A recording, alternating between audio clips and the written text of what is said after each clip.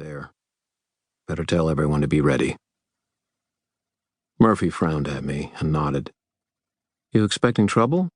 I thought this Titan lady—" "Ethniu," I supplied. "Ethniu," she continued without perturbation, "said she wasn't showing up until the witching hour, but it's midnight." For practitioners, the witching hour is between 2 and 3 in the morning. And besides, I think a revenge-obsessed goddess might not make the most reliable newspaper or clock, I said. I think the Fomor are an aquatic nation. I think if she's really bringing an army in, she'll have scouts and troublemakers already in position. And I think that even taken off their guard, without their armies, there are beings in this town that only a fool would fight fair against. "I guess there's no honor among demigods," she quipped. I didn't say anything. That got her attention. I saw her study my face and then ask, "How bad does it have to be for you not to be making jokes?" I shook my head.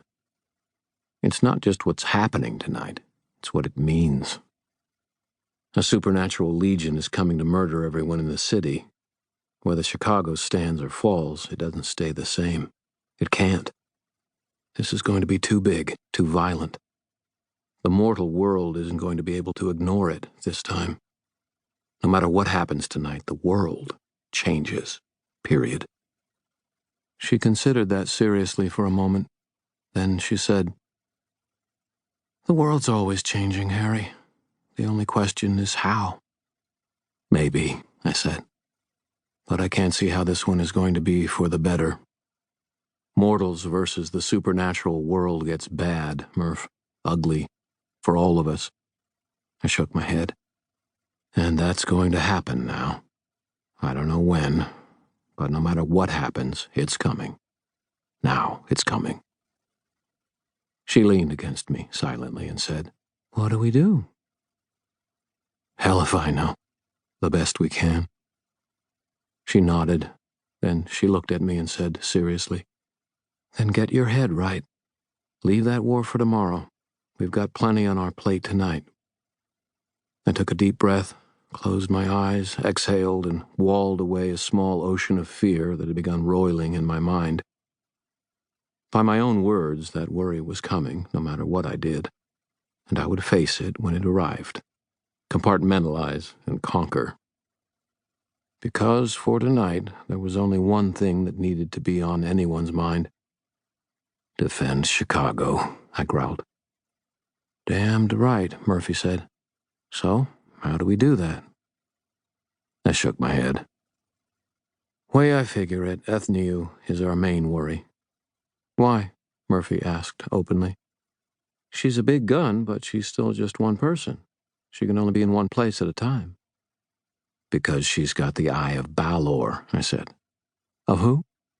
"King of the original Fomorians," I said. "Arch-nemesis of the Tuatha, who I gather were some kind of proto-She. Ruled Ireland in prehistory. There was a prophecy that he would be killed by his grandson, so he locked his only child up in a tower for a few thousand years." "Ethniu," Murphy guessed. "Got it in one." "Thousands of years as a prisoner. She's probably stable and well-adjusted," Murphy said. "So did he loan her the eye, or what?" "Kind of.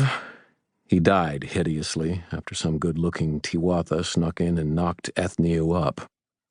The child born of it eventually killed Balor. Maybe the kid gave the eye to his mom as a Christmas present. I don't know." She eyed me. "What do you know about it?" I shook my head. "Mostly mortal folklore, which is sort of like trying to understand history through a game of telephone. But the eye, it's a weapon that is beyond what the world has seen in millennia.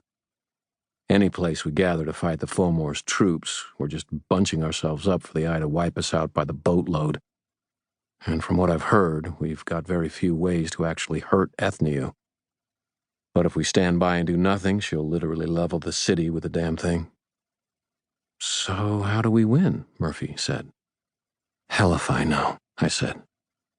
"The senior council will have been gathering information this whole time. It's possible they'll have come up with options." "That's why you went out to the island," Murphy said. "You think you